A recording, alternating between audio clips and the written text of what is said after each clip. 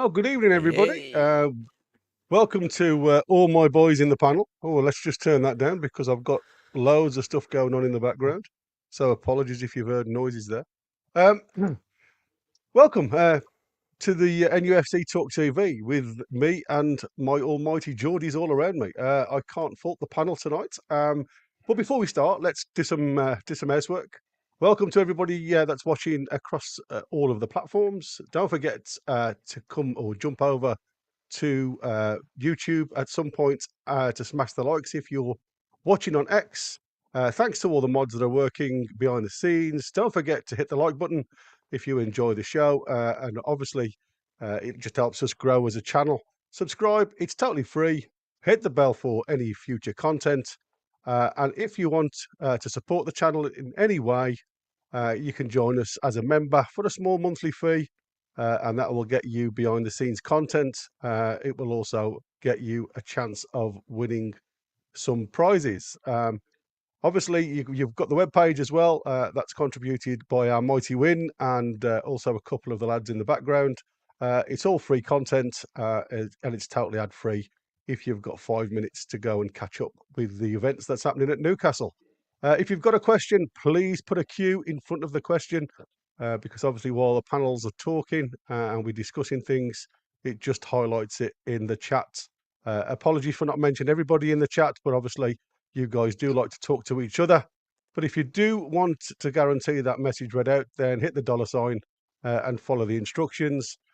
Any of the gifted memberships or new memberships will be highlighted and thanked as we go on. So, guys, how are you today? How are we all feeling after, obviously, the tour? Has everybody been watching any of the football in Japan? Well, been I was watching nursing a some of hangover it. yesterday. So no. so just me and Win then. Jamie obviously just come back off holiday. Did you have a nice time? Yeah, so I had a great time. Yeah, just great holiday in itself. Which people haven't tuned in to hear about my holidays, but No. it's nice to get away from all this for a little bit, isn't it? And, Oh, absolutely.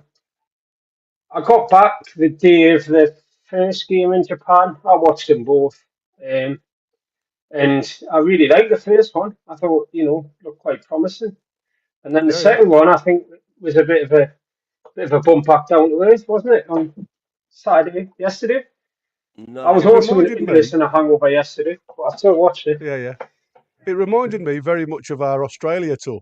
First game looked okay. Second game, obviously the kids were playing, but it was just like totally different, wasn't it? Chalk and cheese, as I say.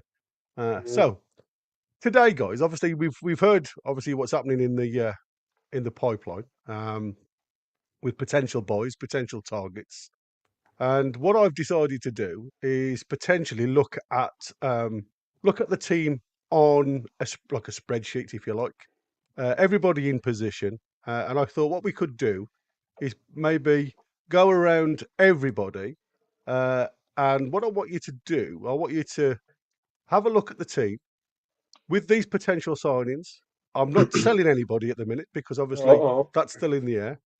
And then obviously we've got the lads that have made some guest appearances on the side. We've also got guys that are in potential going to be moved on anyway, with the likes of Hayden and Fraser. But just see what you guys think, because obviously this is a mock-up, because obviously I've put 2 players that aren't actually at Newcastle yet, but there's potential that they could be there. So as you can see, if I go up onto the tactical board, I'm just going to move this up so we can see most of the names on there. So with what we've got as a squad, what you can see, I'm going to go to you first, Andy, if I may. Looking at that squad with the 2 potential signings that we are heavily linked with, as you say, which is Yilmaz on the right-hand side and Guehi potentially coming in to support Shah and Lascelles. Where would you now put this team in the league? First of all, the first thing I can say looking at that is it's nice to see more than one option for a position, because we didn't have that 8 months ago, did we? No. I mean, it's as premature as anything to start predicting the league when we don't know, who else is going to be coming in, who's going to be leaving, what other teams are doing before the end of the season. But I'd be disappointed if we can't finish in the top 6. With that team? We've got to be showing that we're capable of pushing for top 5, top 4. That's a Champions League, isn't it? Top 5 normally. I think that team can challenge for that. Yes, there is teams. I mean, Liverpool, as much as they ripped Man United apart, I'm a little bit suspect of whether they are going to be the force that they were under Klopp. I think they've lost their X factor, in my opinion. Mm-hmm. West Ham, as much as they might have spent money, I watched them against Palace yesterday and they were awful. So yeah, I would go with. You might be looking high on that, depending on what comes in from now till the end of the window. But I think that's got to be the minimum, top 6. Lovely. Jamie, your thoughts on what you've seen there? First of all, I'd agree with a lot of what you put there. We've been linked with so many right wingers. I think Yilmaz is flavour of the month at the moment, but I wouldn't like to put a bet on who ends up being the main man in that position. As long as it's somebody new, I think it's a good sort of if we call Yilmaz a kind of placeholder for the moment, and I think we'd be quite happy with him. But it could be Rafinha, it could be any number of players. But if we get a quality right winger, and if we get Mark Guehi, which I guess we'll talk about in a bit, but I do have doubts. If we get those two, I'm going to see this team challenges for the title. And I'll tell you for why. Go on, my boy. He said it. I'll tell you for why. There's a couple of buts in there. First of all, last season, right, we were 8 points off a Champions League place, and Nick Pope missed so much of the season. I think Nick Pope on his own was worth 8 points. Now, what if on top of that, Callum Wilson had played an extra 15 games as well as Nick Pope? Or what if Joe Linton never got injured? And what if Tonali never got banned? If next season, if we can just have normal injury luck, if you can get most of the guys in this picture playing 80-90% of the season, and the key players staying clear of injury like Bruno and Isaac, then I think that's a really good team, and it's got options off the bench, and it's going to do things.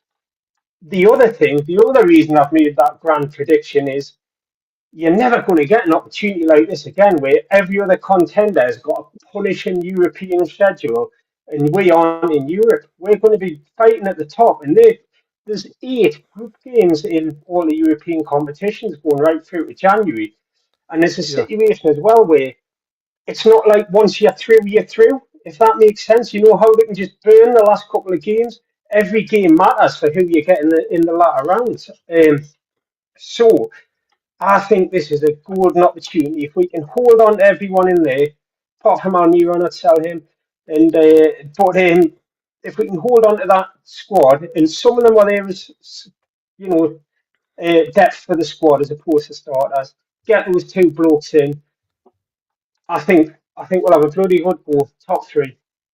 I love it. Love it. Mason, hallelujah. Can you follow that? Mason, what do you think, mate? Yes. Yes, what? It's hard to say because with some of them players, that squad's 50-50 for me. Okay. The squad's 50-50. Some I would keep, some I would sell. With Sanusi, I would give him a year out on loan just to get some experience into him. Then see how he is come January. Then if he's not getting the game time, Team A, then I'll set him to Team B and see how he gets on there. For some reason, I got mixed up with him and with Sanusi and Travis Hearns for some reason.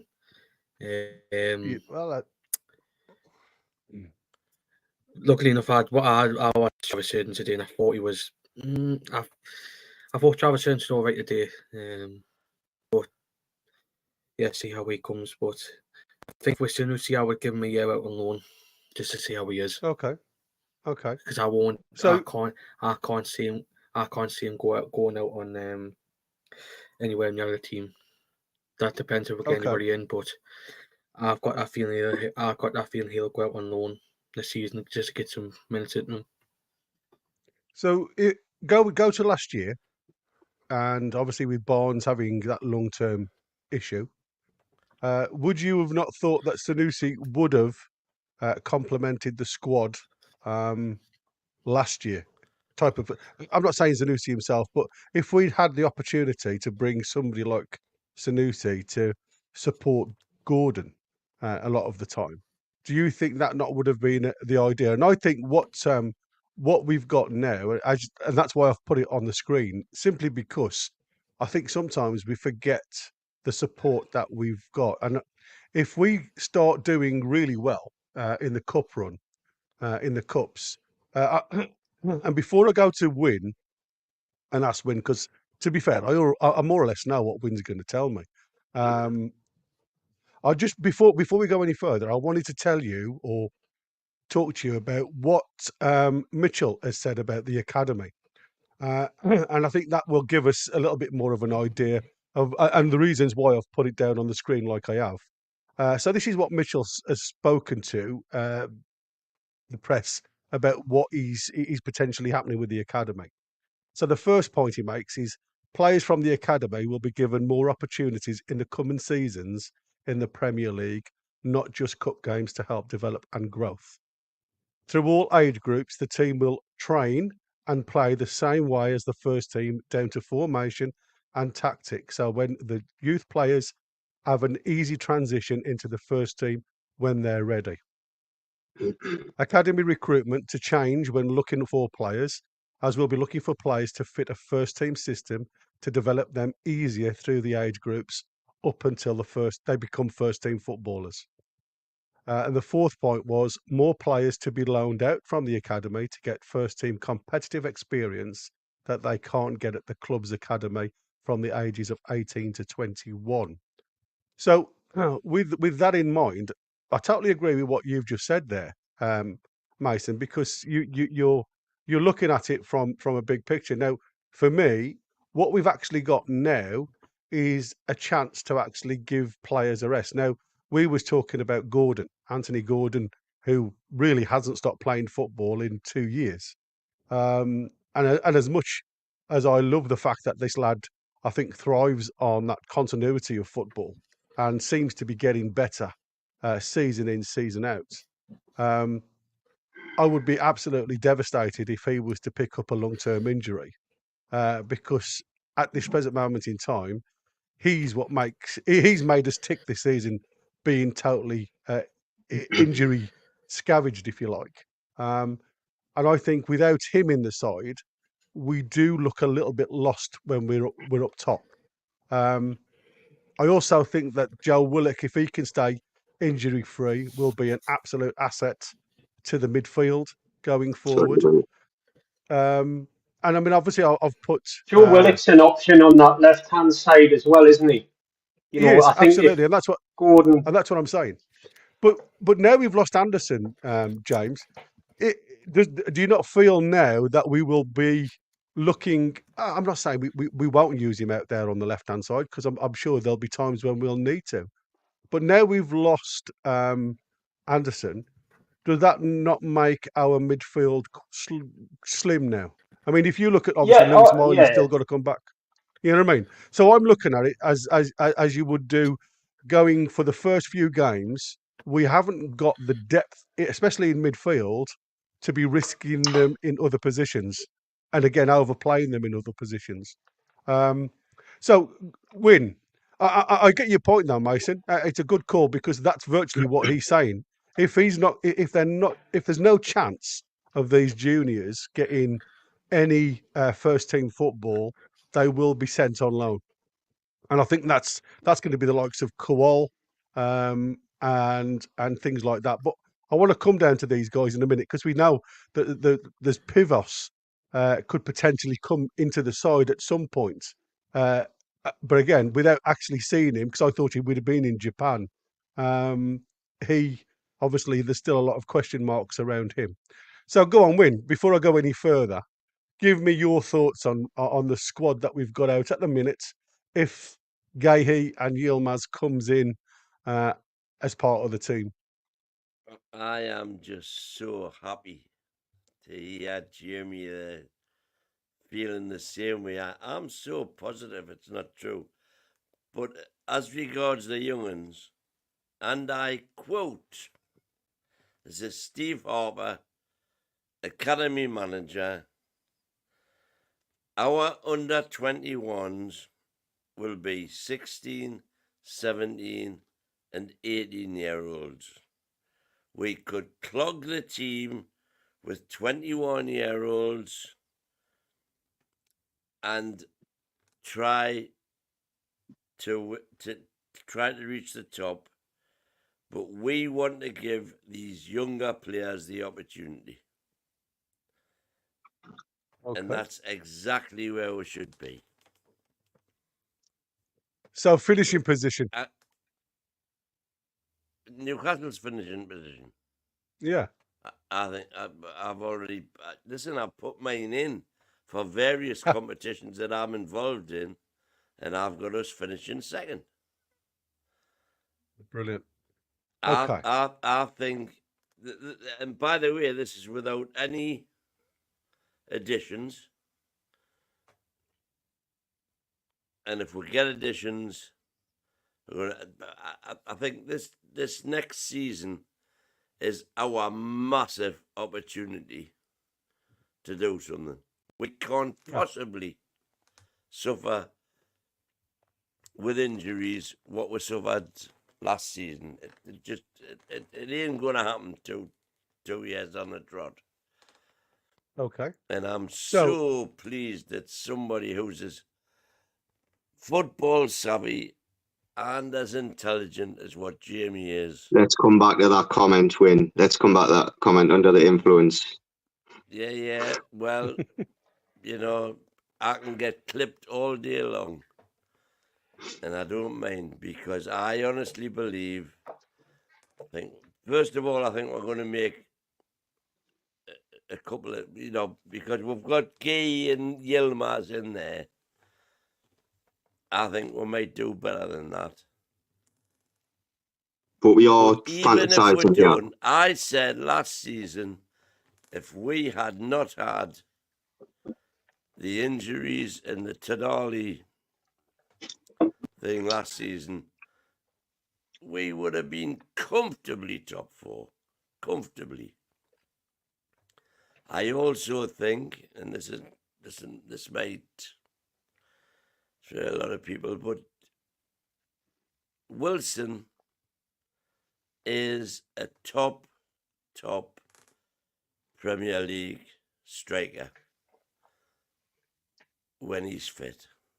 We've all said that, though, Win. That's the problem. He doesn't stay fit. That's the frustration. I agree. I still think if you can get between 15 and 20 games out of Wilson in a season, you're going to get 9 to 10 goals. And those goals are priceless. So The thing is, what we want is if Isaac's injured, to have Wilson available. You don't want Wilson available when he's fit for when Isaac's starting all the games. Then kind of losing out on him, aren't you? You're absolutely right, Andy. You're absolutely right. The question is when he, the big thing is when he's fit. Best availability. We know that. And I'm actually over the moon that he's picked up this so-called back injury. Well, that's so-called. It is a back injury, and I think that the fact that he's not going to get over that until after the window shuts, I mean that nobody's going to be able to buy him. Have you seen I know the that, footage mate. of him skipping that's came out today? Doesn't look Absolutely. like a bad back to me. No, nor me. Having worked on hundreds and hundreds in my time, well, I've got a missus who's had a not the same procedure, but a similar procedure. She's had a laminectomy, but Just had a what? a laminectomy. English, It's where they please. release. It's where Can they we say it release in some of the Winky? nerve. Repeat that. What was it, Win? Well, a laminectomy. But Near I enough. don't know. It's just where they release the nerve, so it's free rather than being. Obviously, you get like osteophytes and things like that impinges nerves, which give you leg pain, back pain, blah blah blah. But it sounds very much to me where that his injury, even though he may have a bulging disc, it's not causing him that much of a problem. Like Jamie just said, when you see him skip like he does and then go forward as he does, going towards the door, you would Yeah. not be able to do that if he's just had spinal surgery. Even if he'd had like a microdiscectomy, you wouldn't have been doing that yet. But this is what I keep saying to Win. We don't know when that was. If this injury had come, say, right at the end of the season, and maybe it was conjoined with some of the pectoral issues that he was getting, but maybe he was getting a sore back. And straight at the end of the season, they've got him in for surgery because obviously we didn't know anything when the season ended. And now he's in that recovery period. He looks very, very good on his feet. He looks very sharp. And you know what I love about Asula coming in now? I think Wilson needed to kick up the backside, not Isaac. Yeah. Because I think Asula coming in now puts a lot more pressure on Wilson to perform. And if you look at it from that point of view, as much as nobody knows what Asula is going to come and be, and like obviously we were in the green room before and we said, like, you know, last year, because of Wilson's injury problems, we saw Anthony Gordon play through the middle. We saw Anthony Gordon play on rights. And I would love to be corrected by anybody in the chat if I'm wrong. But I don't think Anthony Gordon scored a single goal. He assisted in a couple, but he didn't score in a single goal up front. But we were all happy. Blackburn in the cup. Well, there you go. A cup match. Yeah. But in the league, he didn't, did he? I don't know if I'm happy with that statement, Gary, to be honest, because Why? you're assuming there that because Wilson hasn't got pressure on him for that second spot, that he's, I don't know, deciding whatever, that he's not fit. No. What I'm saying to you is, no. It's you know, sometimes, you know, we've got out of bed in the morning and got a headache, got a toothache, and sometimes you feel like, I can't be bothered today. But if you know you're going in for something, you know that there's something that you've got to go to, it gives you that kick up the backside to get to it. And I think that's what I'm saying about Wilson. I think this signing will give Wilson that chance to show. And like I said, you know, we know how injury prone Wilson is. For me now, this gives us that depth. Even though he's a raw talent, we don't know anything about the lad. What it actually does now, he stops us using Gordon across the front three. Yeah, but as much as we need to. What you are doing there is questioning Wilson's attitude. To a degree, yeah. Yeah. Now, I don't think so. No, but I think it's fair for him to do that, though. I think it's fair for his attitude to be questioned, in my opinion, because there's many times when footballers retire, other professional footballers that were teammates of them say certain footballers will not play unless they feel 100%. Well, the modern day footballer, how often are they 100%? There's players that will go out there, take steroid injections, carry on playing. Or there's players that, if they don't play, there's someone else that will come and take their place and they might not get back on the side. Wilson's had that luxury last season. It didn't matter whether he didn't play or not. He knew when he was fit, he was going to be involved. He might not have that luxury next season. I think that it's the opposite problem. I think Wilson sometimes plays when maybe he's so far off 100% and he does get out there and play and it makes things worse. And this lad plugs that hole. We said the other week, actually, last time I was on here, because I mentioned Morgan Whittaker from Plymouth as being this type of striker. You know, someone who would be content being number 3 but maybe good enough to exploit the gaps if Isaac and Wilson were both out, or if one of them's out, Wilson's injured, this lad can come on for the last 20 minutes, that sort of thing. And I think he fits the bill entirely. There was plenty of people doing that nut on the usual online media when the signing was announced. And I must say, you know, hasn't scored a Premier League goal in a few appearances, but obviously they see something in him that he's the right bloke for that role. And I saw a clip of him. Someone shared a clip of him scoring a hat trick for Sheffield United under 21s the other day. Yeah. And I'm going to say this, and I might get a kick in here. Reminded me a little bit of Les Ferdinand. Yeah. I can see that. I can actually see that. But you know what?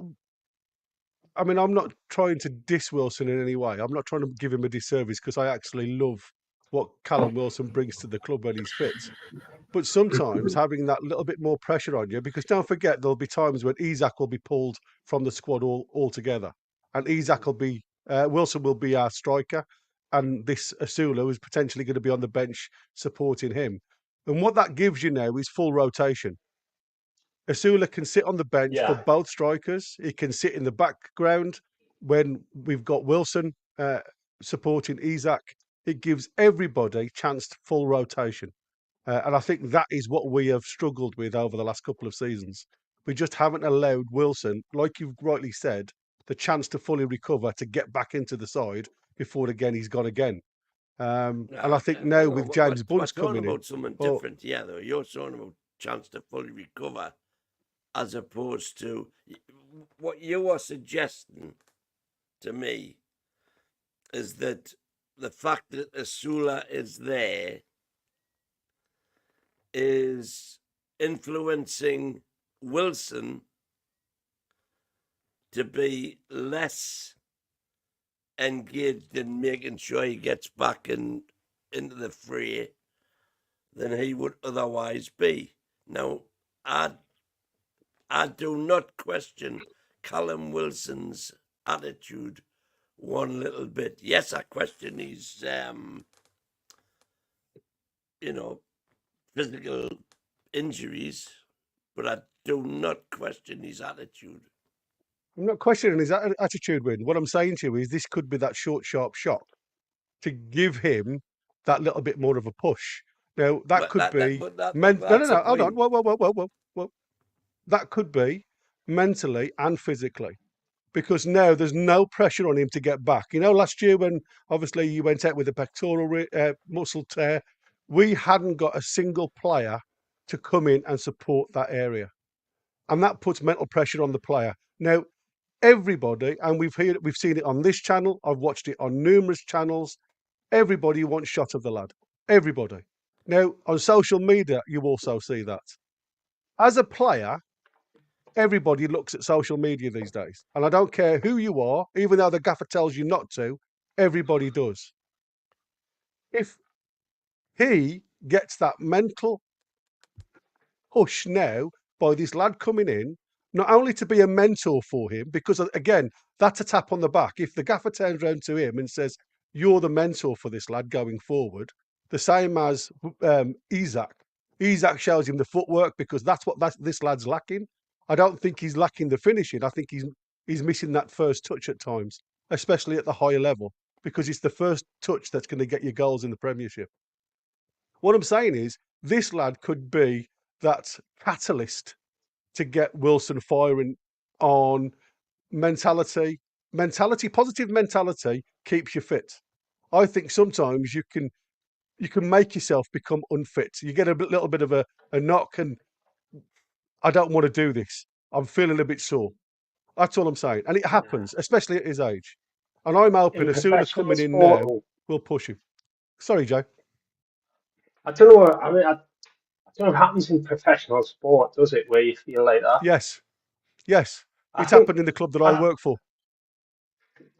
I think what I would say, what I maybe agree with you to an extent, is you've had those periods, haven't you, where Wilson and Isaac have both played. And you get those games where they both hit a bit of form, and they both want to be starting games. Easy will score twice, and Eddie Howe, he's got this habit, hasn't he? Score 2 goals, and Eddie gets you straight off before you can get that hat trick. No hat trick for now. And then Wilson comes on and scores, and then next week Wilson starts and scores, and Easy comes off the bench and scores. And I think what you maybe getting at is we could have this kind of in triplicate, couldn't we, where they all want to be the man, and it fires them all up mentally. And you know, that could be a huge positive. I do still think it's, you know, it's an area I worry about. But I think what people out there have got to understand is Alex Isak's the main man. He's the starting striker. We're not going to get better. So we need to supplement him with strikers who we can get, who know they won't be starting ahead of Isak. And this is a good set. Those 3 guys, Anthony Gordon for an emergency, Joe Linton for an emergency. I think that'll work out just fine. Yeah, I think we've got a lot more depth across the whole of the squad now, haven't we? And I think that's something that we've been lacking for a long time, and that's what I'm getting at. Having that depth now gives us that character to move on and push on, and I'm hoping it gives everybody in the team that little bit of a push on. I'm just going to have a quick look before I go any further, just at what some guys have said in the chat. The academy first. Loans are out of the question. They don't work. Well, I think that's something that's going to be corrected. And I think there's going to be a little bit of pressure on Almiobi. Who's that in the background? It's breathing really. Is that Roy? I don't know.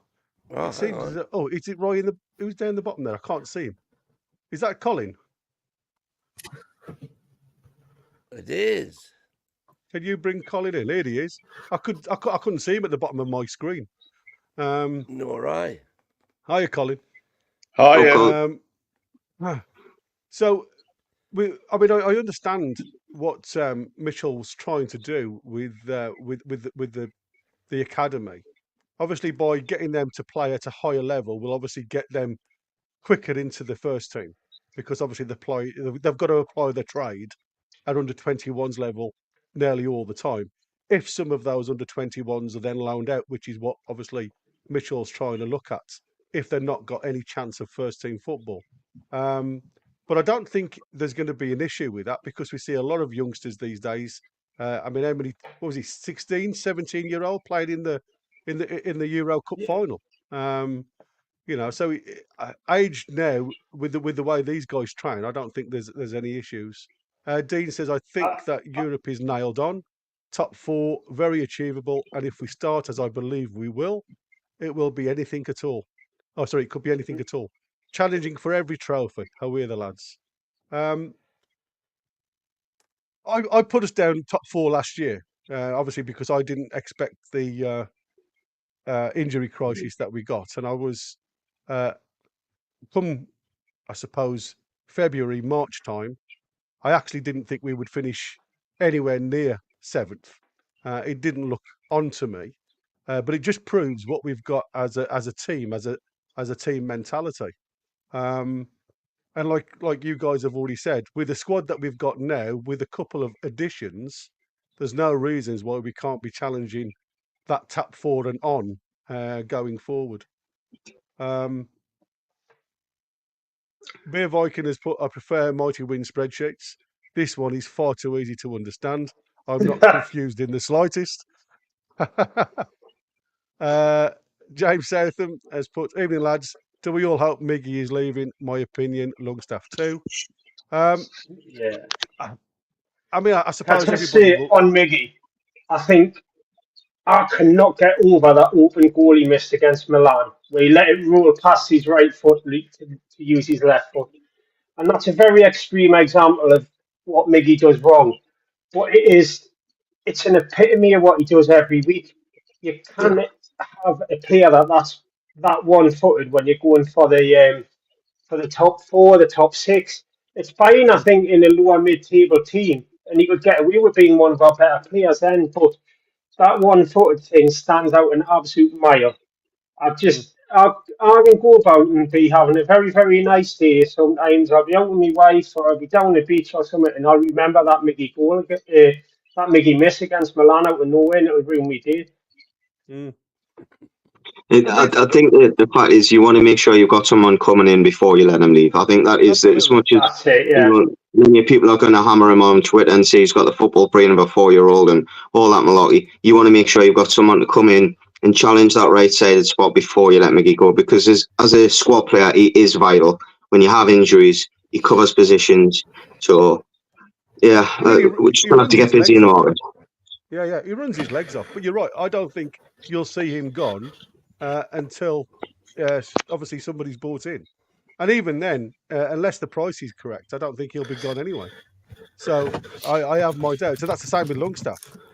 You've got to think come the start of the season, I think Longstaff will be the starter in the side of Bruno and J7. So, because we've got very little that starts or plays that right-sided centre mid at this present moment in the club, and that's why I said, at this present moment in time, we look very overloaded on the left-hand side, and I think that's our strength on the left-hand side, and I think that's where a lot of our outlets go, especially when Shaw's got the ball or trips. He always looks at the diagonal over the top because that's where the runners always seem to be. And I don't know if Longstaff will actually go. For me, I don't think he will. I think there's something with Longstaff. I'm not saying he won't altogether, but I think if he goes in the January window, not in this window. Anderson leaving's kind of increased the need cemented his place, hasn't it? Support, hasn't it? Yeah. Dean Young, I think the heat was to blame for the performance. No surprise that being handled the conditions better than most. We like I said. Yeah, I mean, like I said, it's minutes in the legs you've got to look at. Nothing else really. A lot of the starters hadn't played as well pre-season. Roy Kelly had never played. There was a few that had never gotten any minutes at all. Yeah, well, I said that the two centre backs and the obviously Bruno in centre midfield. The spine of your team was very rusty. There was no minutes. There was no game time for them. So it's always going to be that way, isn't it? Kenny's here put these red Trippiers away this week. Now I haven't heard anything. Any of you guys heard that Trippier could be away? Nope. I haven't heard. Unless he's away for 2 weeks. Nothing from anywhere credible, anyways. No. I've heard absolutely nothing on Trippier apart from obviously all that hoo-ha with him going over to Dubai, and obviously people putting two together and making 22. And I was one of them that was questioning his comments about it was a great meeting. But obviously now that's come out in the wash and it was just a friend, and there's been no contact whatsoever with any of the Saudi clubs. Did you all see that he sold his house? Yeah, and he's taking his kids out of school. Yeah. And so obviously we all know there's personal issues going on there, but I think, it does potentially open the door to him nicking off elsewhere. I think in pure footballing terms, I would keep him. Oh, am I? He's a captain, isn't he? Yeah, I think Lewis Hall's going to be a big player for us this year. And what I'm sort of hoping is that there'll be a couple of formations that we can pull off with either 3 at the back or, the 4-3-3 that we play. And you could use that and mix it up a little bit. And I think Trippier is a good person to have in terms of if you were playing with a right wing back, as well as obviously the versatility on the both sides. But yeah, I wouldn't be shocked if he's away this week. There's a lot of going on in his personal life. Yeah. Come on, Colin. Let's have your lovely dulcet tones. We haven't heard anything from you since you've been on the show. Well, I don't know where to start. Well, start with what you've heard. I think there's a couple of things, right, for me for this season. I think we all talk about, players that we've got, the injuries from last season, new players possibly coming in. But I think the other thing that we'll have to take into consideration as well is Eddie. Yeah. Because Eddie, I think we all know, is one hell of a smart guy. He's very intelligent. He's very ambitious. He's hell-bent, is Eddie mind. Hell-bent. That guy has got, you can see it in him. He has got such a determination to win something. I think particularly with us, but he just wants to be a winner. Now, where I'm coming from is, he's now had, what is it, a season and a half with a top club, with money to spend, with far better class players than he had at Bournemouth or Burnley. And that guy learns things just as players get better. Seasonal. I mean, we know for a fact, for example, that Livramento and Hall, with the experience that they had playing first team football at the back end of last season, they're going to be better players for that. They are going to be better players for that. But the other thing is, Eddie will have learned a lot from last season. He'll have learned a lot from last season. And I think that Eddie will have progressed as well. He'll have analysed the situation last season, the players who came in, the players he had to play, like Livramento, like Hall. He had to play them. He had to put Dan Burn back at centre half. He had to bring Murphy in more often. Because of injuries. He had Wilson out. He had to put Gordon at centre forward. He's going to have learned a lot from that. And I think one of the things that I take away is, let's look at the signings we've made so far this season. Let's take the goalkeepers out of that, because that's a little bit of a strange one in some ways. But let's look at the fact that, he went for Adebayor and Kelly. We missed out on Adebayor on a free, but we've got Kelly. So we've got Kelly. He's got Hall now, who he's obviously confident now in playing in the first team. Livramento that he's confident playing in the first team. But let's go back and look at the defence last season. We went from being, in the season before last, we went from being one of the best defences in the league to conceding nearly twice as many goals last season. Why did that happen? We could say it was a bit of injuries, Pope getting injured, back end, Botman, Shaw, but that was really near the back end of the season. I'll tell you, in my opinion, why we started conceding a lot more goals, because we got sussed out. This is what happens in the Premier League at the top level. You've got top managers, you've got top analysts, and we were slow at the back. Trippier, no pace at right back, gets forward, no pace, easy to hit the ball behind him. Dan Burn got targeted like hell, we all know, suffered badly. Why? No pace. Suck him forward a bit. If you're a winger and I'm playing against Dan Burn, what I don't do is I don't run up to him with the ball, right? Because I'll tell you what, Dan Burn's bloody difficult to get past. The season before last, how many times was Dan Burn skinned? Not last season. I'll tell you what, not many times, mate. Not many times was he skinned. So where I'm coming from is, so Dan Burn got targeted. We got targeted by teams sucking us on with a high press and then hitting balls behind, because we're not quick enough with our defenders and we're not quick enough on the turn, even with our centre back. So now what he's done is he's signed Kelly. He's missed out on Adebayor.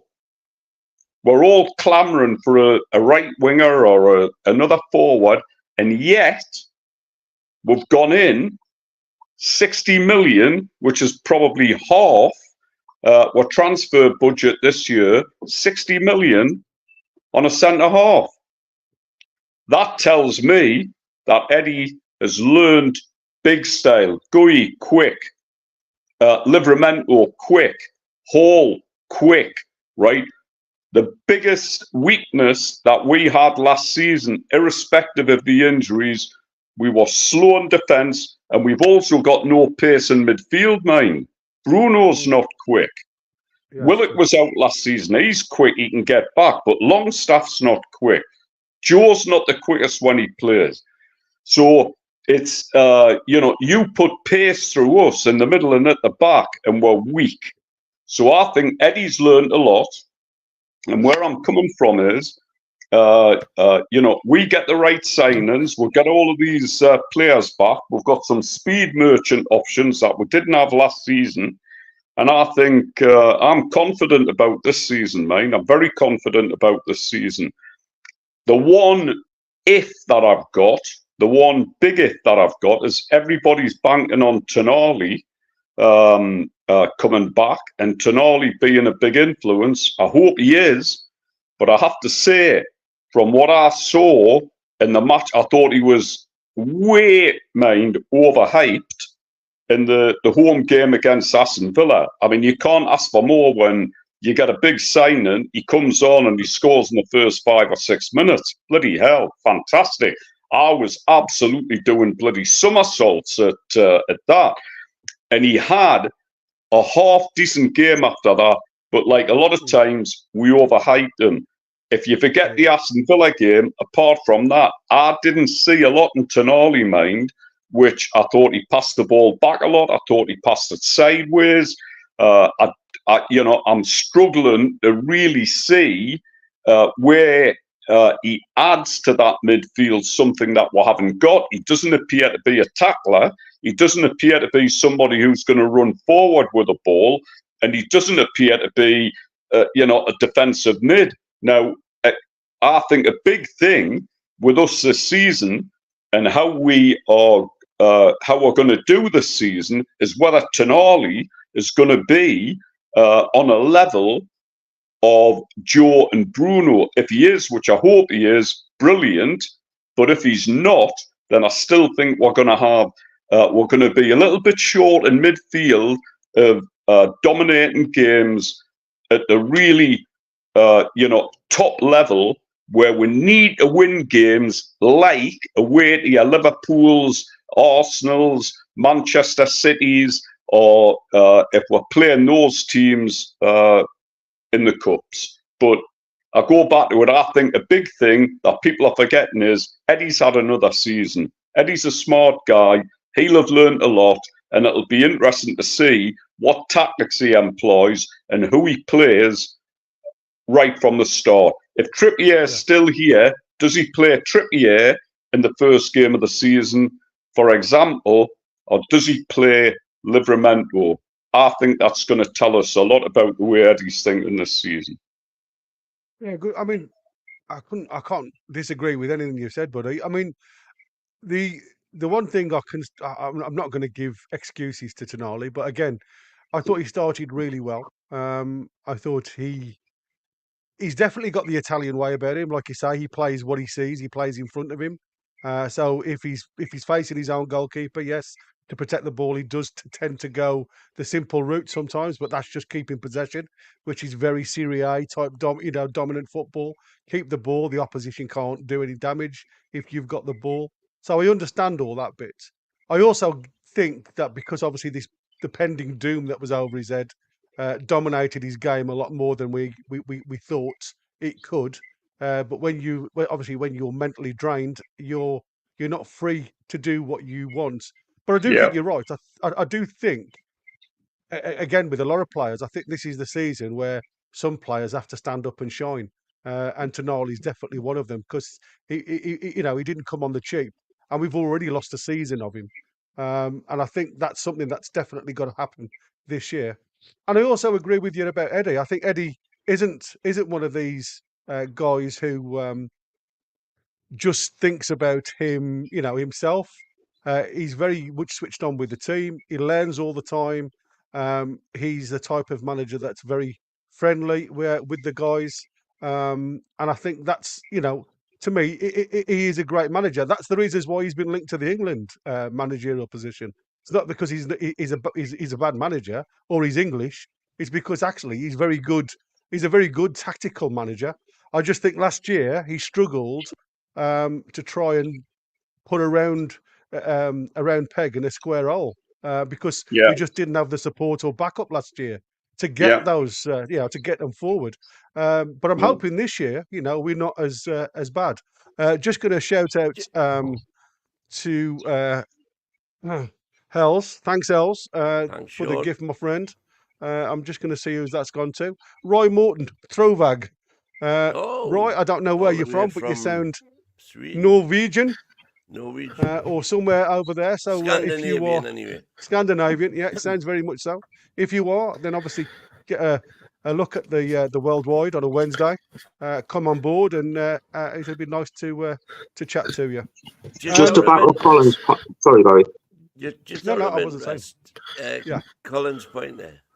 Let's When assume. he was on about sorry, go on, Win. Sorry. Let's assume that Trippier didn't go anywhere. Who would you start? Trips? Me? Or Tino? Everybody. I'd start Trips. Tino. Tino, yeah. There we go. I start Trips because it's the first game of the season, and I'd want as many captains on the park as I possibly could. Because I know I've got Tino to back me up. He doesn't need to be here for a full pre-season. Whoa, hang on. So Gary is Trips. Yeah. Andy is Tino. Everybody else is Tino. Colin. Tino. Jamie. Tino. And Mason. Tino. So Mine, I understand why Gary's going for Trips, what he said. Yes, so so I understand that. Because, by the way, I am a Tino as well. So we're 5 Tinos and 1. It just makes sense, doesn't it? He's got more minutes under his belt in pre-season. That's the only reason why. Absolutely. Listen, I think Tino's got an amazing future. For me, I mean, we all know he's been away for a few weeks now, Trips. And again, we don't know what his head's going to be like, even if he stays. So there's a question mark over everybody, But I go back to Euros, playing out of position, captain. He was still pushing the team, even though he was playing out of position. He did what he could for the team. And that's Trippier's attitude. He does what he can for the team. And the first game of any season is the vital game I look at, because it's your stepping stone going forward. So I want, 11 winners out there, if you like. I'm not saying Tino isn't. All I'm saying to you is it's that education that I think Tino still needs to get, in my opinion. And that's, like I say, I don't disagree with any of you guys, because we all know Tino's up to that standard. But I also think that sometimes if you look at our right back to right centre back, if we don't buy anybody, one, you've got to still build a relationship with anybody that comes in now. Obviously, Cher's still a couple of weeks behind, and I'm hoping he'll be up to match fitness come the start of the season.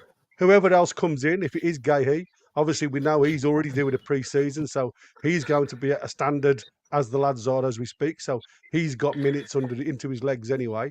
But it's all about relations, and that's what I like. When you've got players coming in, I always see, and I've stated it when we were watching the live games, there seems to be a weakness between our right centre back and our right back, and that's not Tino's fault. It's not Kraft's fault. He's obviously been playing out of position, because sometimes you just need communication from somebody else to get you into that situation or get you out of a situation. Shah's very much a ball watcher, and he'll go and follow the ball. He'll go to the nearest player towards the ball. And sometimes we have been beaten a couple of times while we've been on tour with the ball that's gone directly to the back, and we've left a player unmarked. Kraft's very much the same. Kraft sometimes gets ball watched, and he does move out of space, which creates space for the opposition. I don't think we can afford to do that, and that's why I'm going with Trippier, because what you get with Trippier is a mouth, and I don't see Tino actually communicating enough. Here's another one. I could show you a few clips from last year where Trippier got caught out by Gary.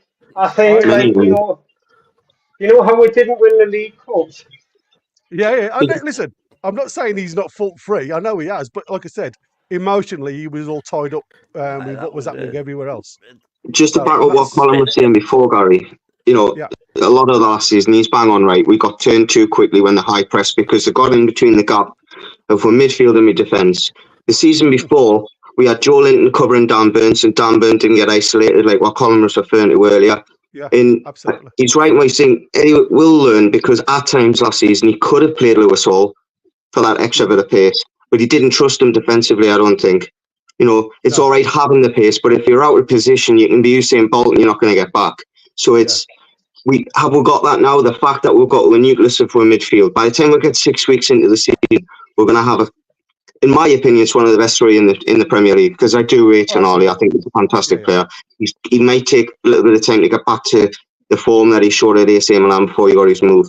But trust me, he can create goals, he can run with the ball, and he's fantastic from set pieces.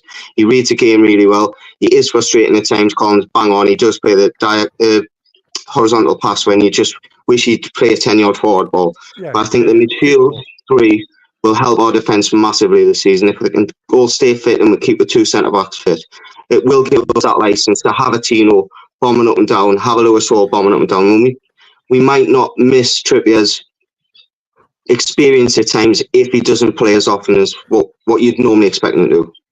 Here's another one for you, right? Go on, Here's another one.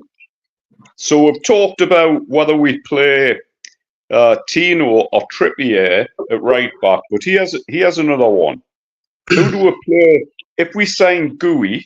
If we sign him, who do we play in the other three positions? Because what we're going to have is we're going to have Shaw, Guehi, Kelly, Dan Burn, and Lewis Hall. So there we've got 5 players for 3 positions. So who do we play at left back? If we play Hall at left back, we're now left with 4 players for the other 2 centre half positions. So if we sign Guehi for whatever price we're going to pay for him, 55, so whatever it is, you have to expect that he's going to play. Now then, he's probably he can play right centre back and left centre back, but you have to expect that, I would think, that Shaw is going to play right centre back, so Guehi's going to play left centre back. So now you're left with, who does he play at left back? Does he play Kelly? Does he play Dan Burn? Or does he play Hall? And to be honest, I haven't got a clue who he would play. Start with Dan Burn. Yeah, I mean, and you're talking at about left back. Yeah, I think you will, just for the defensiveness. Sorry, Gary. I mean, I don't think you can at this present moment in time change Lewis Hall. I think he has been the pinnacle of the team in the tour, in the pre-season. He's had some tremendous games, and if you've noticed, there was me saying he'll pull him out now. He's got his 90 minutes under his legs because he doesn't need to play in the second game. There he was again, and you still got the availability then to play Burns and to get Burns that extra 60 minutes if he was going to do that at the start of the season.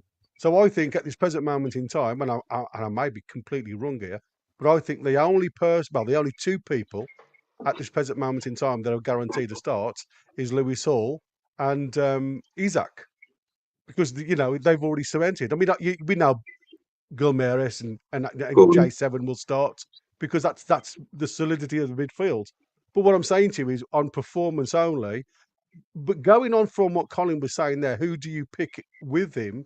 Well, you don't want to bring too many new faces into an already good squad. So you start with your stability. So you'd start with maybe Burn, because obviously Kelly's still got to get used to the team. And if Guehi does come, I think because he hasn't been with the club, we've only got another 2 weeks to go before the start of the season. I would say at this point, Guehi would start on the bench and Shaw would start. Yeah, I don't think the Saturday weekend. I think Gary's right. That's what Eddie will do, but that's not what most of us would do. But I think that's what Eddie would do. That's what I'm saying. I'm talking. I'm not talking as a supporter now. I'm talking as the way you look at building a squad up isn't by bringing them in and putting them straight into the basket to go home and cook. You've got to get them stable within the team. And at the minute, anybody that comes in this team now, you've only got 2 weeks to get into the shape of the team. Now, I know people are saying it's a centre-back and he should be up and running. The centre-backs are all the same. It's totally different when you're playing with new lads, when you play with new players, because everybody plays slightly different. And at centre-back, it's a fundamental position. If you make a mistake at centre-back, as we've saw with Trips, as we've saw with Kraft, as we saw with a few others in our back positions, it's cost us a goal. So do you risk putting a new player in there? That's the question I ask you guys. I don't know if we'll have him signed in time for Southampton. I'm dubious about whether it would happen. I think there's talk of Liverpool sniffing around Guehi. There's going to be a number if of one clubs of now, these isn't there? teams comes in, someone offers him Champions League and 200 grand a week, that's us out the race, And that's personally, without wanting to be a bit negative, I think that's possibly what's going to happen. I'd love to sign him. Well, I mean, and you don't sign a current England international for 60 million quid and not play him.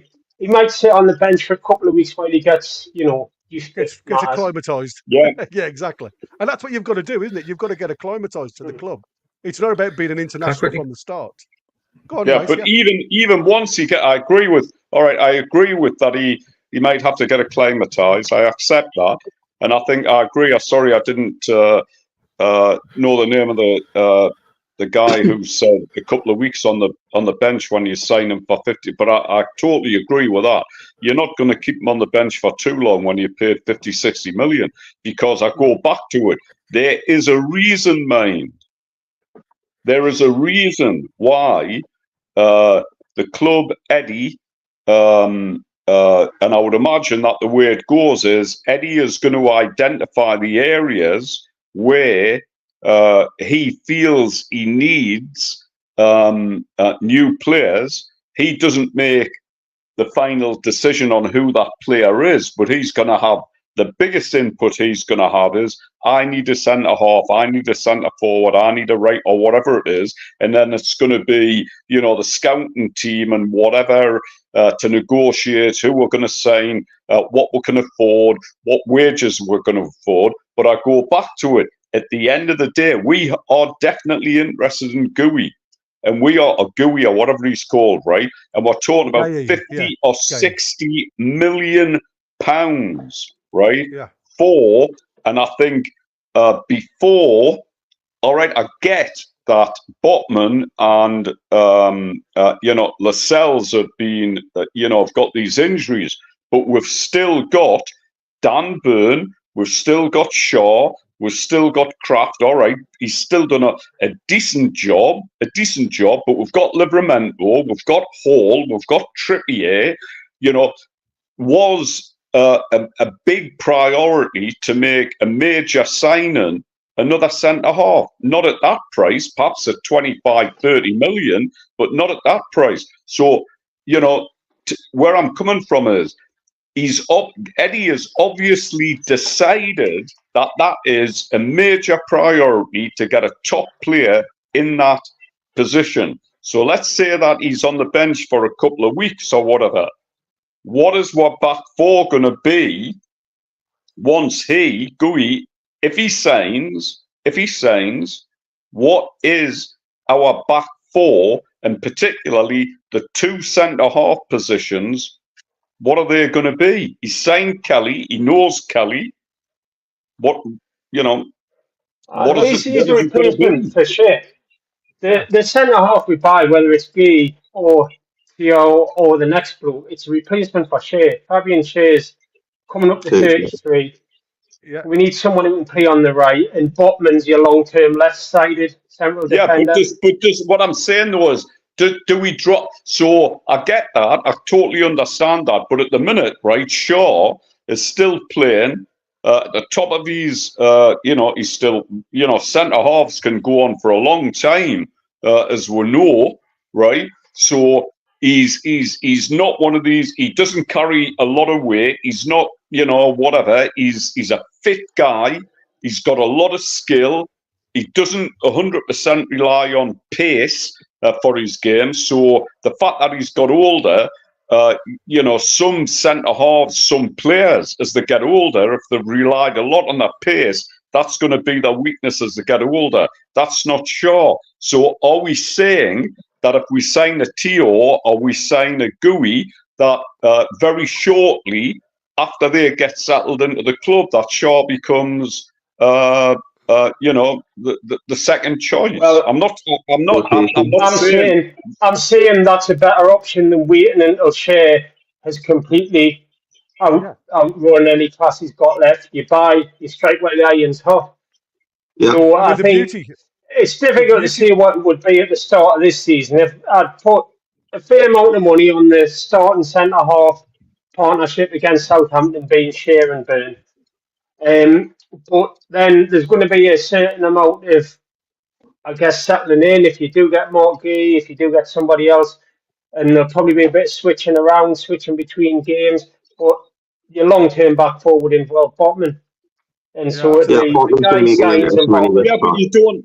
And this season's transitioning towards that. Point is, right, but my point is, if you're going to, if we'd have got, we went for Adebayor as well on a free, right?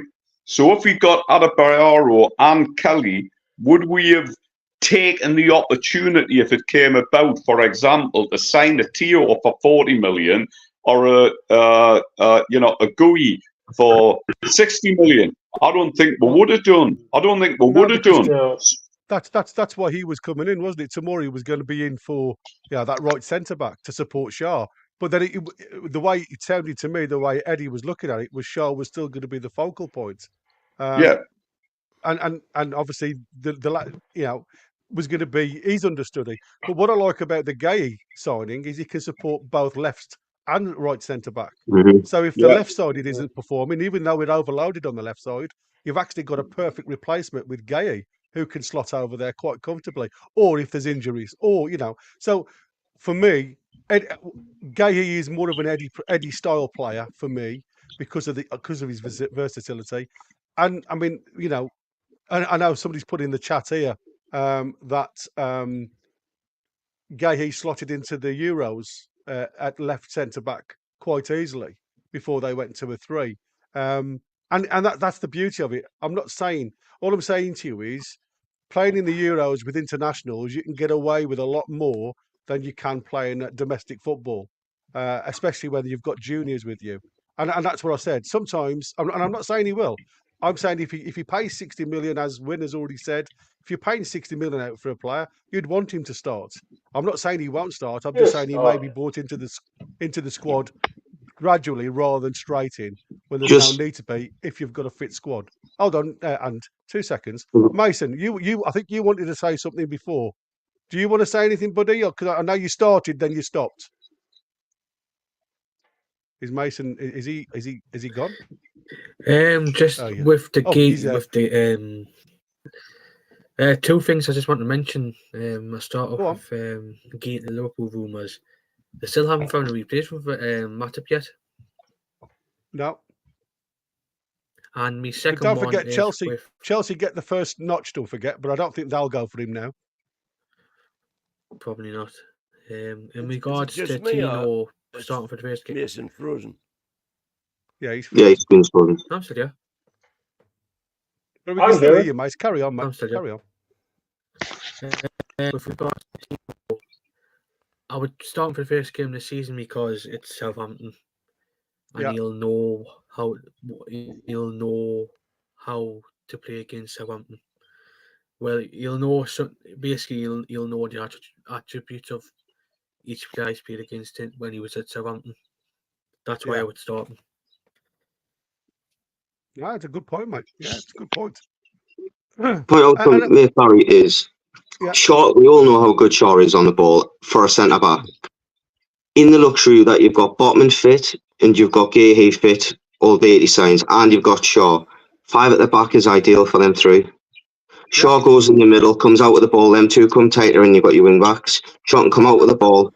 For me, I think and I think Eddie's thinking of that as well, with having the 2 big centre backs, one left footer, one right footer, and one that can play the ball with either foot. Yes, okay. Yeah. I totally agree. I think there's going to be games where you're going to see. Well, I say assume. I don't. And you know what assume does, don't we? Win. Mhm. It makes an ass out of you and me. But I mean, you're right though. The options, and that's what I love about the team at the moment.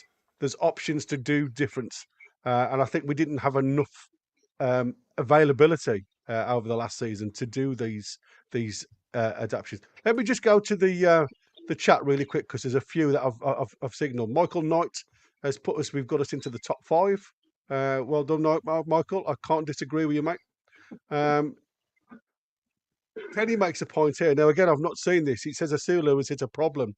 Now, as far as I'm aware, I haven't heard or seen any other reports about Asulu. So if anybody can fill me in the chats, as far as I was aware, because he was seen going in Benton for a medical. But I mean, I must admit he was never seen coming out. So maybe there was a problem. So I don't know. I don't know. Kenny, if I'm honest, has any of the panel heard anything about Asulu? No, don't deal I've with seen it. something on Twitter. I seen something on Twitter the other day saying that he's had problems with his personal terms. Well, he wouldn't come for a medical unless these personal terms would have been agreed. You wouldn't have thought so. Well, you don't move out your club. You don't come away from your base unless you've agreed terms, both for the club term and your personal term. So I think that could be just clickbait stuff, buddy.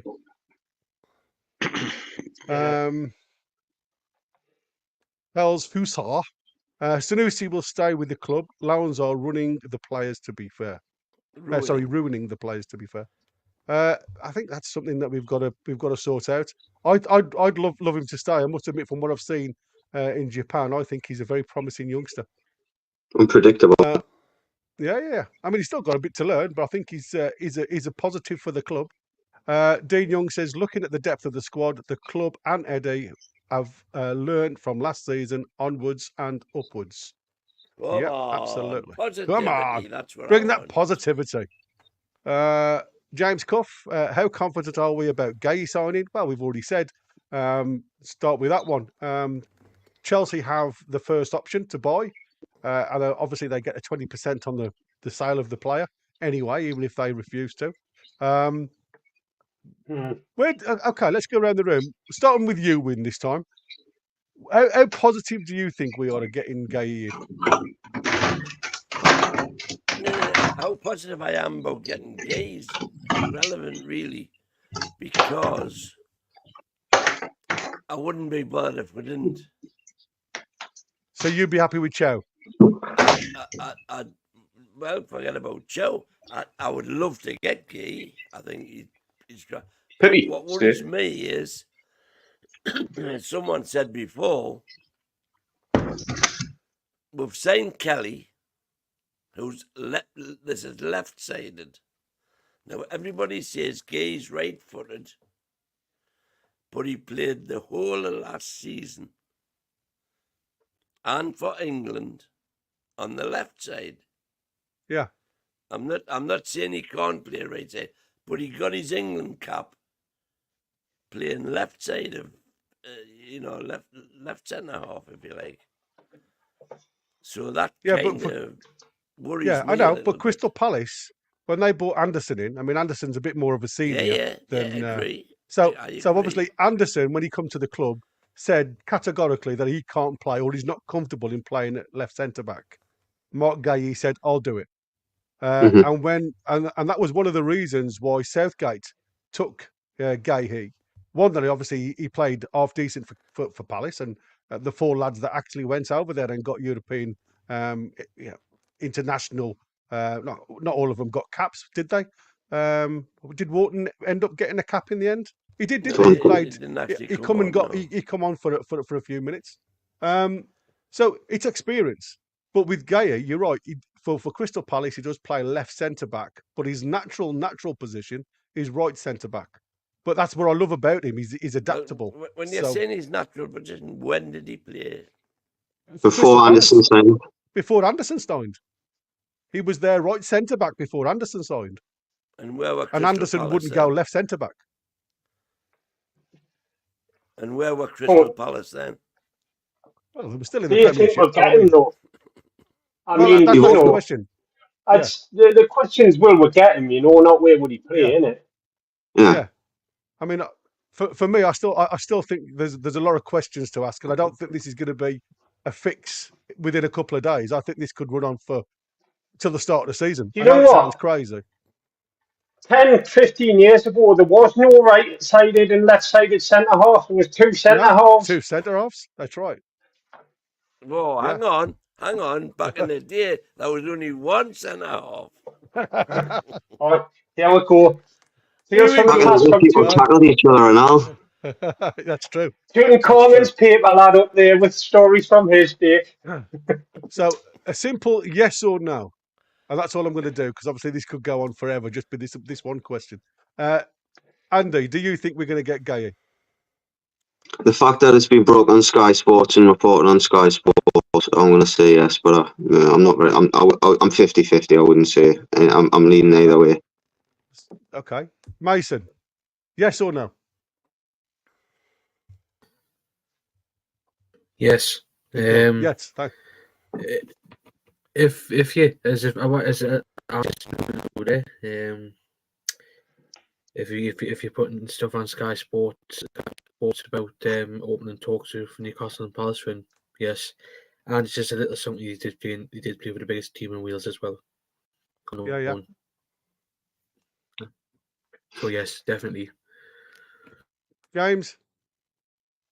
I think probably not. I think I agree with what's been said in the post where it's come so far. I think he'll leave Crystal Palace and we'll get him if no one else comes in. But I'm sort of expecting to get gazumped by Liverpool or I don't know, perhaps Man United for do a centre half.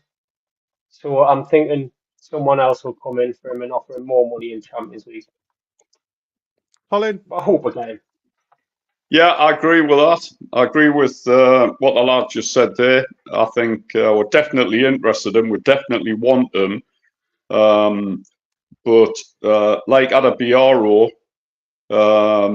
I think these players at the end of the day, if they've got a choice between coming to a top 5 or 6 club in London or coming to Newcastle, they're going to stay where they are in London, which is why Adebayor signed for Chelsea and not for us. And I think the lad's right. I think the same thing. If a London club comes in, I think they'll sign for him. If Liverpool come in, I think it'll get down to how much money's offered. Simple as that. If they offer more money for him than wages, I don't mean transfer fee. If they offer more wages, I think he'll go there.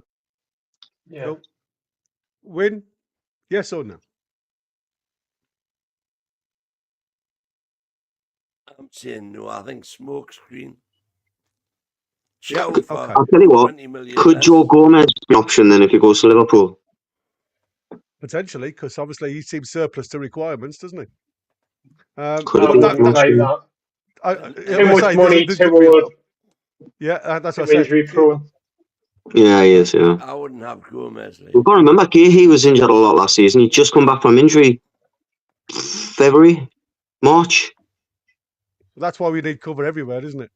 And that's what I said. I think now, with the amount of full centre backs that we've got, 5 first teamers, and then you've got the reserve lads backing them up. I think it's exactly what we need for 2 positions.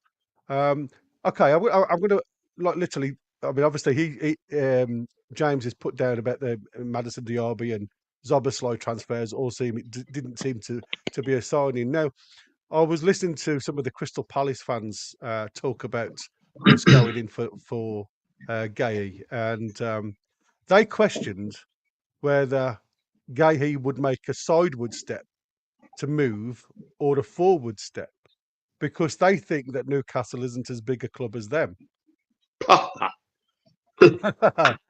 So it did make me tickle a little bit, and I did sniggle, and I'm sure the guy that was by the side of me when I did shout out wondered what the hell I was talking about because I got my headphones in. So he made a statement of why the hell would Guehi go to a club that's not in the Champions League Cup?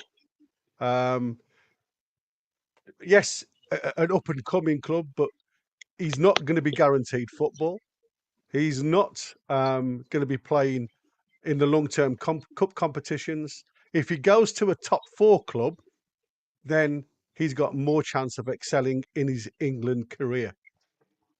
So I was a little bit of a, I mean, don't get me wrong. We know fans are very biased at times, and they come across a little bit flippant when it comes to opponents, especially when their players are potentially going to them. But what's your thoughts on that statement? Oh, would that be a downer for Guehi not potentially coming for us regardless of the money? How did going to a top 4 club go for Calvin Phillips' England career? Yeah, exactly. Yeah, it didn't go well, did it? But apparently he's back. He's back on form. Apparently he's been playing well over in America for City. So they've all shined a little bit of a light on him in the media. Well, everybody laughed at me when I said Calvin Phillips was a good player still. I just think Calvin Phillips, unfortunately, at this present moment in time, it's more confidence. I think without football, you lose that confidence that you can do it.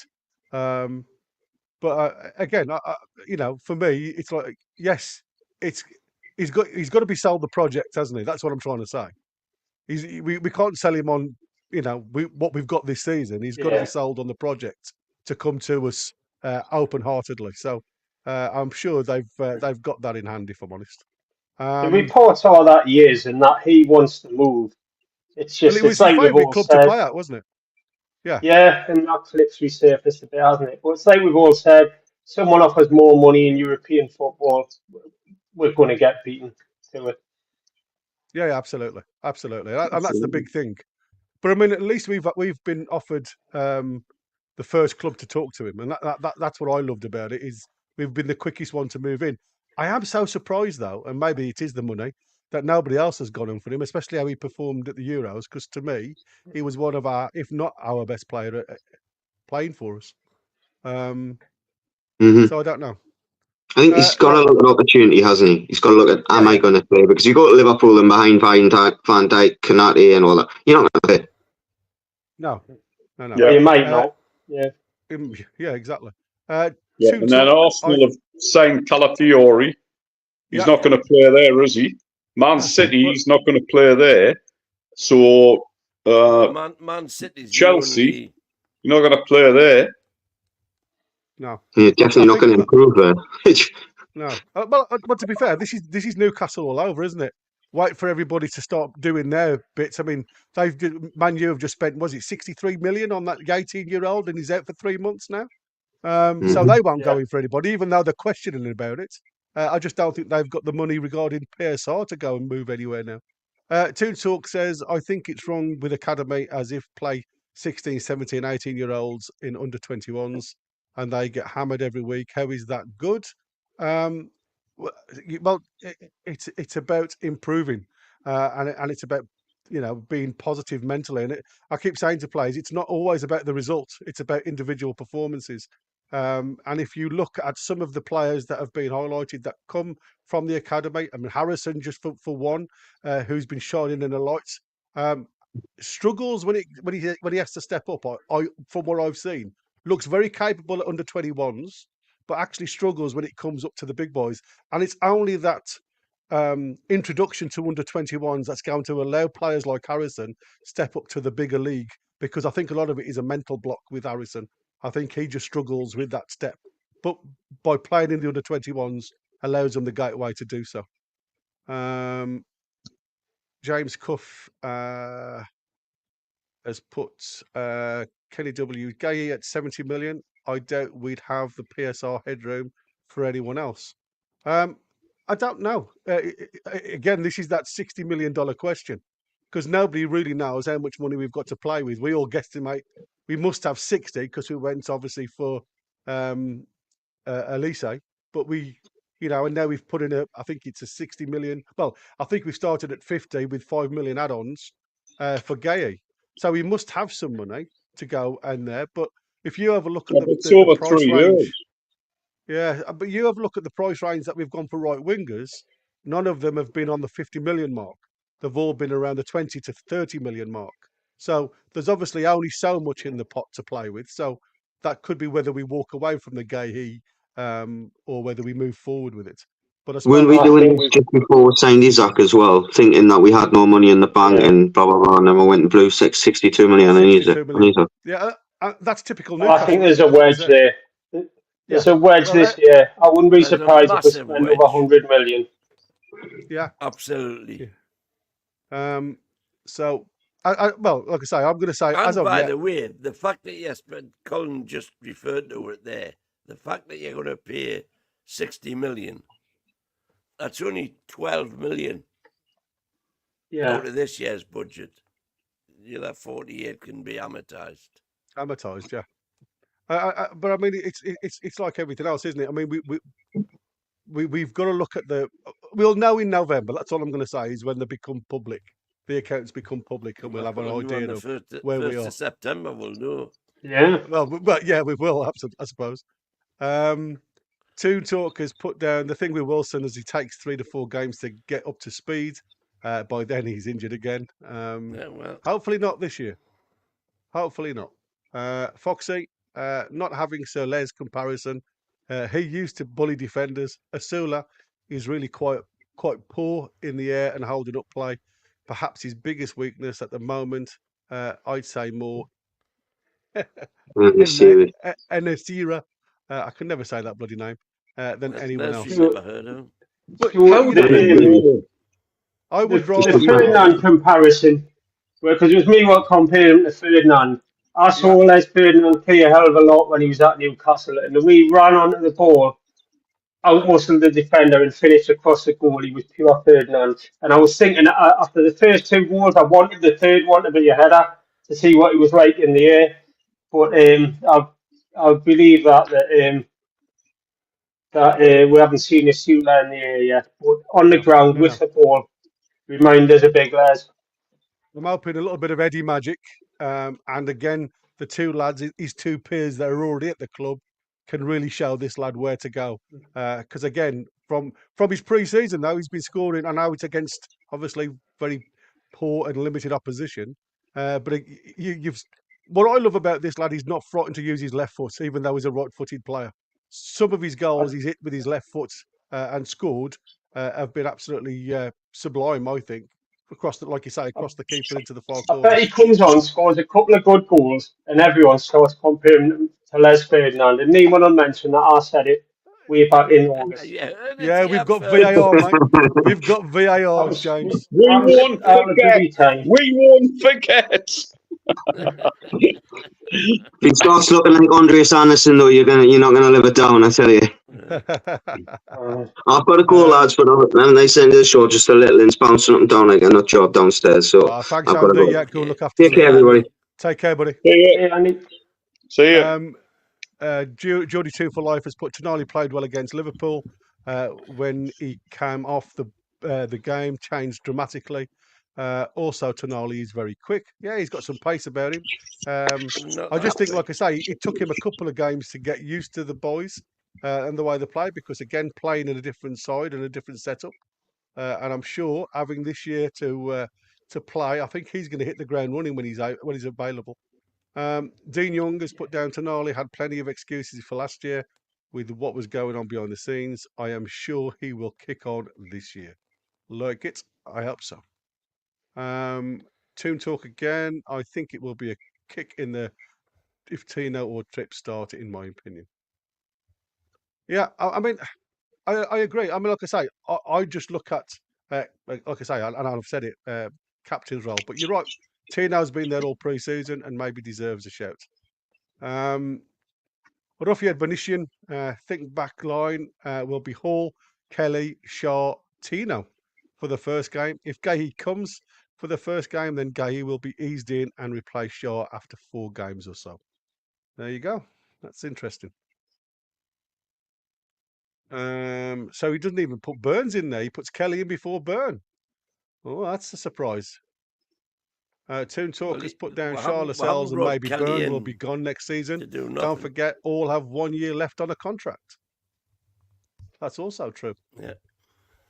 Well, I mean, Shah did say that because hasn't he got on board with the Swiss club now as part of the backroom staff? One Sorry? of the board. I Shah. think it's like a really, really small club. I Yeah. think it's semi-professional. It's one of the clubs he started at, wasn't it? I don't know. I don't know if he was involved previously, but yeah, but it's not like an imminent move sort of Oh, no. interaction, is it? Yeah. And you No, know no. what? God knows what's going to happen this time next year. I think what Absolutely. happens in the season that's ahead dictates a lot of what goes on in the future. A very successful season this year dictates what Yeah, happens with certain squad members, and Snowballs. Yeah. Geordie 2 for Life says you need 5 centre backs in any top club. Yeah, I agree with that. And hopefully we'll get them. Bilbo, do you think it's worth trying Miggy in the Longstaff position? It worked for Big Joe. I don't think Miggy's got the strength to be centre midfield. I mean, Longstaff struggles in centre midfield, but he does the simple stuff well, and he supports the front line. I mean, he was unlucky not to get a goal in Japan. But Almiron must lose possession more than any other player in our squad, and if you lose it there, you put the team back in trouble. And plus, the central midfielder needs to use 2 feet. That's right, and I also say your midfield is the gate opening for both forward line and defensive line. If you make mistakes in the midfield, like as we saw when we were too gung-ho going forward and pressing, even in the friendlies, we've been found out a couple of times with the ball over the top. So no, I don't think I would like to see Miggy in the midfield. That's going to work ever. On Longstaff, I think and I'm not saying Longstaff. Now, careful, Colin, you've got a debate about this. Right, I'm not saying Longstaff's a top 6, definitely not a top 4 squad player, but last season, I think what it's easy to forget, and what Eddie let we know was that Longstaff played with a niggling injury throughout nearly all of last season, but he had to play there because of the other injuries we had. To Willock, Tonali getting suspended, and later on Joe. So he had no option but to keep playing him. So he was never 100% fit last season. And then it's easy to forget, in 33, he played 33 games last season. I think he was what 5th top scorer. So he scored 6 Prem goals and 2 assists. Not a great amount of assists, but 6 Prem goals and 2 assists. So he had that together 8.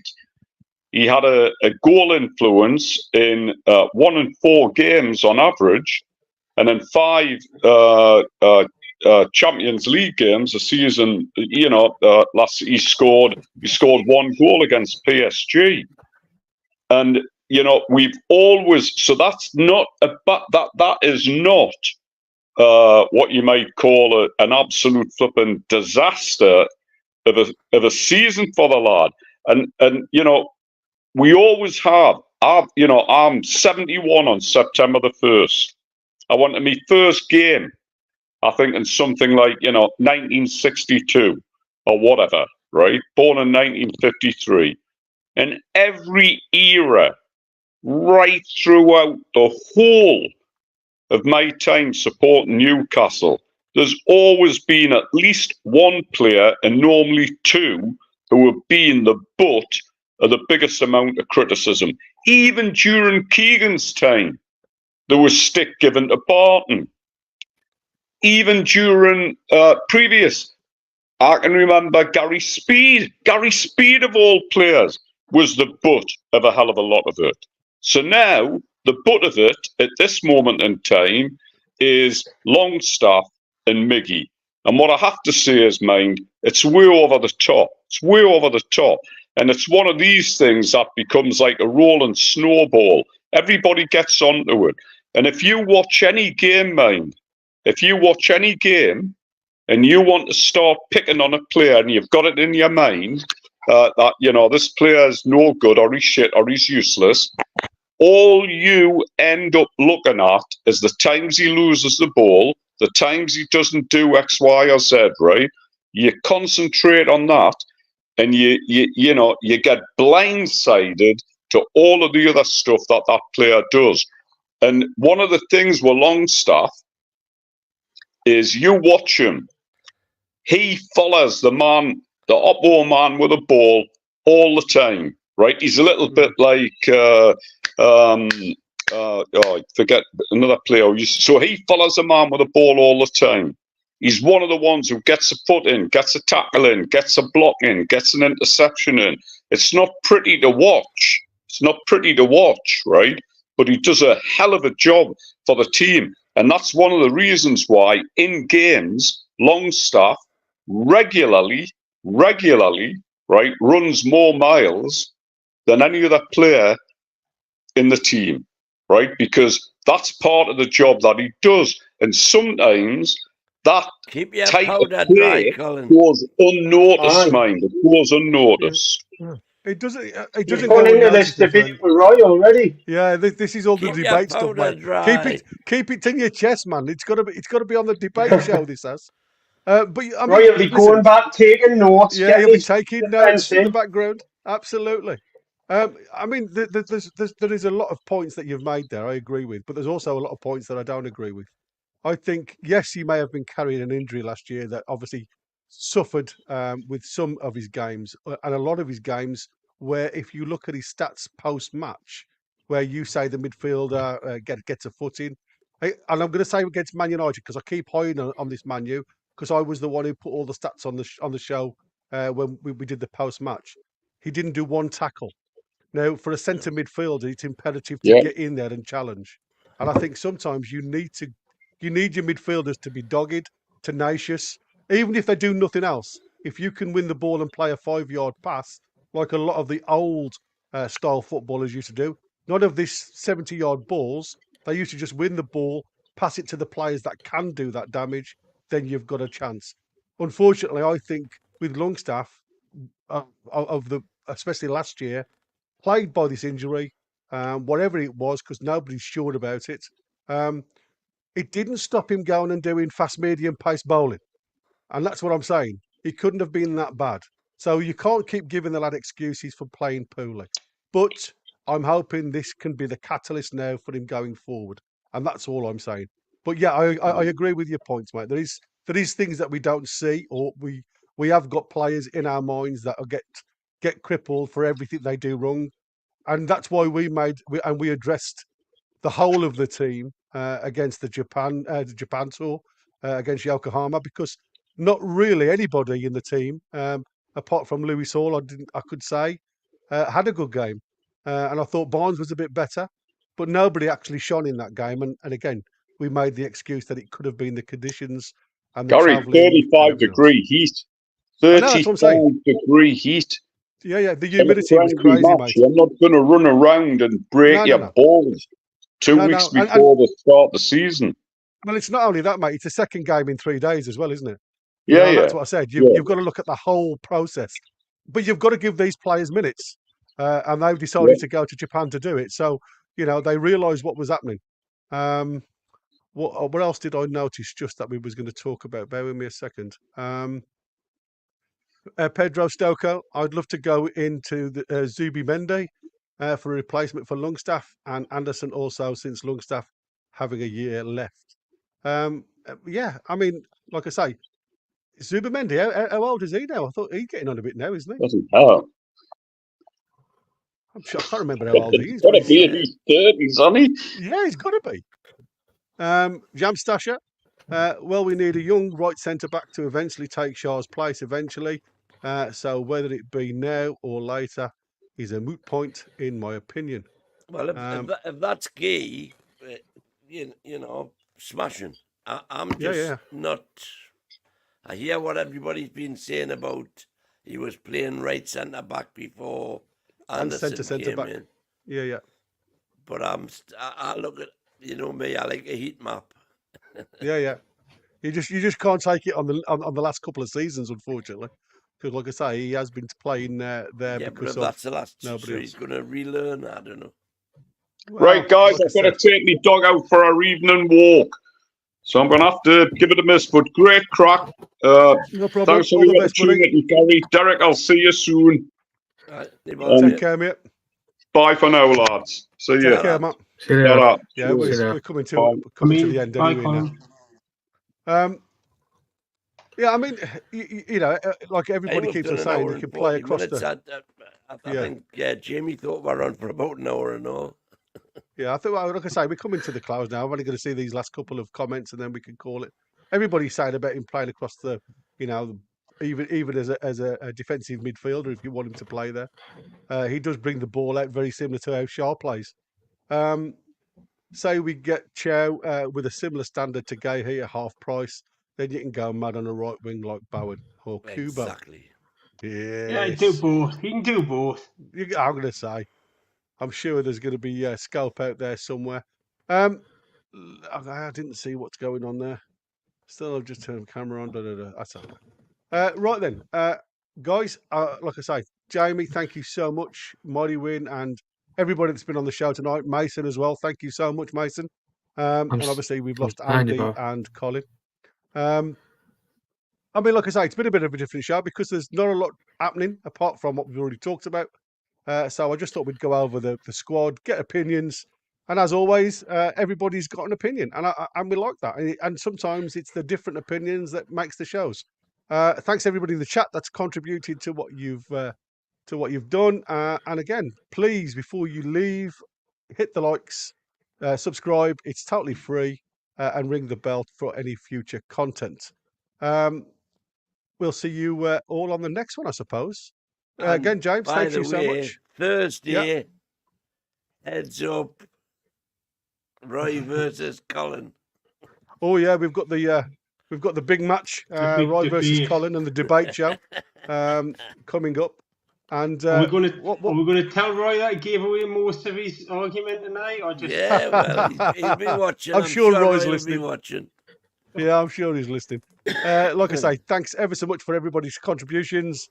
And again, thank you to everybody that's watching, because without you watching, it's no longer a show. Take care, be safe, and we'll see you on the next one. Away the line.